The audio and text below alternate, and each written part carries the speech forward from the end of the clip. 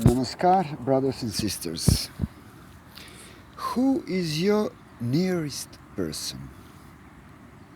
You try to know so many things, but you should know first of all your nearest object. What is your nearest object? Your hands? Your fingers? No, no. Your arms? No, no, no. Your chest? No, no. What is the nearest point? Your eye is your nearest entity, and the distance cannot be measured. First of all, you should know all the characteristics of your own eye.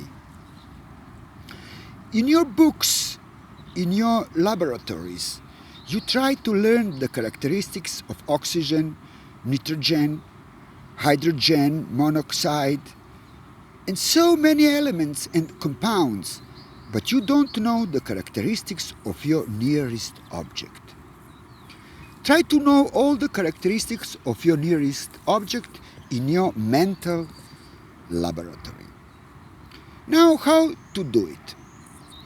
In the laboratory, a theoretician will not be able to help you in your research. You require a practical demonstrator in the laboratory. In the realm of spirituality, whom to follow? You may or may not follow the scriptures, you may or may not follow the social codes, and you may or may not follow the intellectuals. You are to follow those practical demonstrators.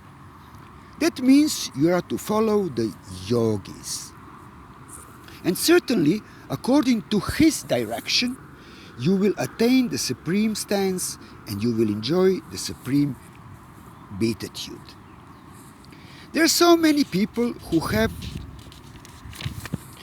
the correct desire but do not have correct direction. They know that supreme consciousness is the goal, but they don't know how real direction to reach. It is said that spiritual practice should not be performed by studying from the books.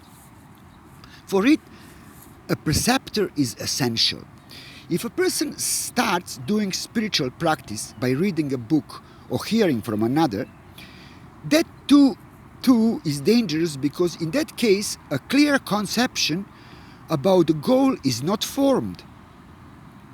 Hence, one does not know where one is going.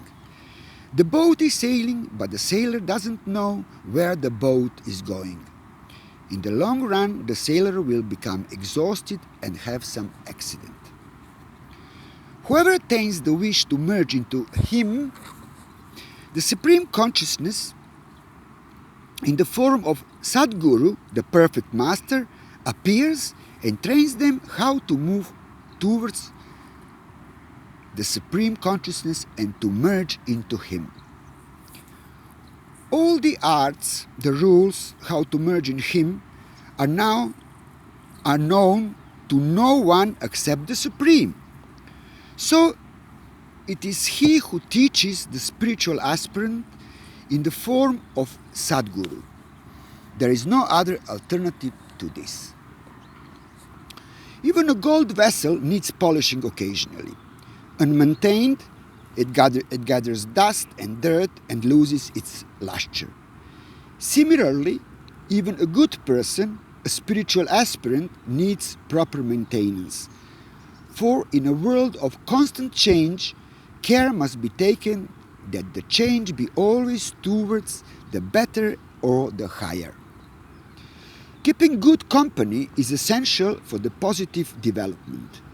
While bad company strengthens your bondage of the soul, good company is conducive to liberation and salvation.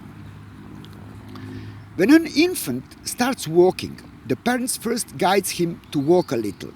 He tries to walk, but he falls. Then the parent advances and lifts him up in his lap. So also God does it. Make the slightest effort and he will pick you up and place you in his lap. Sri Sri Anandamurti. So we are all sitting, we are all children who are sitting in the lap of God. Interesting. Today I wanted to talk about reincarnation a little bit. As you see, I have a special decoration for the occasion. First, to explain that reincarnation is a real thing, and it's not, and it's punishment. Reincarnation is not goal of our existence. We get reincarnated because we have to evolve, we have to learn, we have to gather experience, good and bad, and progress. There are four ways one can remember his previous lives, past lives. It's first is clinical death, when you are in coma, and situation like that. Second is hypnosis, which is not really recommended, in my opinion. The third one are dreams, and the fourth one is meditation. I will tell you a little story. That's why I have this special decoration. It's a cheap one from Portobello Market, but it's all right. That's what we've got. My little experience about that I realized when I was absolutely sure that in my previous life I was Native American Indian, living in probably in South Dakota. And I had a very interesting dream. It's called lucid dream. When the dream is so real, it's the same real like you are watching me now in this video. I mean, you could see the details, you could remember everything, what happened, what have you seen. I was taken up the hill in a wagon, lying on a buffalo hide blanket, with my feet towards the driver of the wagon, and it was a woman, squaw, dressed in a buckskin dress, had a long black hair. I couldn't see her face. She never turned to look at me, or she was just driving the wagon, and I could see over her shoulder, I could see the horses. I think it was two horses. I could see their ears, top of the heads, and the blue sky behind. And it was bumpy road. The wagon was shaking. I was lying on that hide with my feet forwards. I couldn't see myself, of course, but I could see that I had moccasins on my feet. She was taking me up the hill. It was twisty road, and I was sick or wounded. I was obviously ill. Something was wrong with me because I was lying in that wagon. And that was the dream was so real that, I will never forget that dream, because it was like watching a movie, a Western movie with John Wayne. And, then I realized that, and then starting to put the puzzle together, I realized that that's the fact. Yes, I was Native American.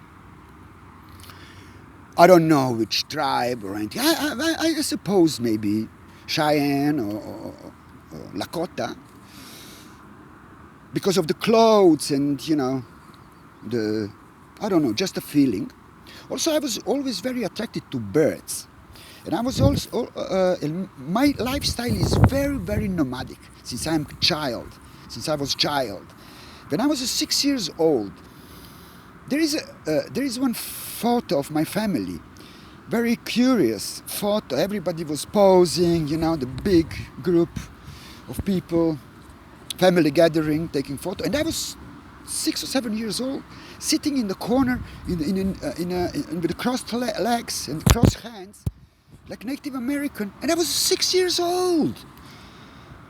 Why I was different than the others? Why? Must be reason for it. Later, I got attracted very much to motorcycles. Of course, we know the motorcycle is compensation for the horse. It's a symbol for the horse. No, it's like iron horse, And I love horses as well, and motorcycles, and dogs. And my lifestyle is just, very peculiar. I love to live in nature, in a tent, to travel a lot. I travel for years. The half of my life I spend in a tent, basically. And putting all that together, it brings attention. Probably we had a lot of lives. Not probably, for sure. We have hundreds of thousands of previous lives. But maybe some of them are more significant than the other ones. This is all my personal view, my personal opinion. So that reincarnation or incarnation as a Native American probably was one of my important ones. Maybe I was peasant as well, somewhere in China picking up the rice. Or God knows. But some of them, they mark your life. They influence you in this lifetime. So I'm certain of that. There is one interesting thing I want to also to tell you. Why we don't remember our reincarnation? Okay, we can in this couple of occasions, some people can remember, like I did through the dream, get to know past life, but we don't remember it because it would be very traumatic for us to know our past lives. Because probably we have been killed, or maybe we killed somebody. Our body, which our consciousness was incarnated at that time in that body, could have committed God knows what things, bad and good. If we committed the bad things, and probably we did all, committed atrocities, especially as being a warrior, you killed somebody. I know I killed somebody in my previous life, probably like a Native American. Okay, that was maybe self-defense, defending your people and your land. But it still creates bad karma, because that person which was killed probably has his family and his kids and wife, and you caused pain to those people. So we don't remember it. It's deleted the moment we get born. When we appear as a humans in this lifetime, we get everything deleted. So it's not good to know your previous lives, basically. Better is to start with a blank page, with having a new experience, not knowing anything before. But if you meditate, it will you will start to remember. You will have a strange science. You will have strange feelings. You would be attracted to some things for no obvious reason, or you would go to some places, and you will feel familiar with those places. and people as well. You will meet the people which you will get the feeling that you know them from before. Then they will be very familiar to you. They will be known to you in some way. So that's all. Those are the science of previous reincarnations. But a lot of people don't believe that. The Christians would kill me now listening to this. They don't like these ideas at all. But the early Christians, they believe in reincarnation up to 300 years after Christ, when the church banned it, because it was not in their convenience that people know these things. But that's absolutely real thing. Reincarnations exist. We all had many lives before. Some people had more, some people have less. I call the ones with many lives old souls, and the one who had less, or maybe just first reincarnation in this life, just came from animal form. They are young souls.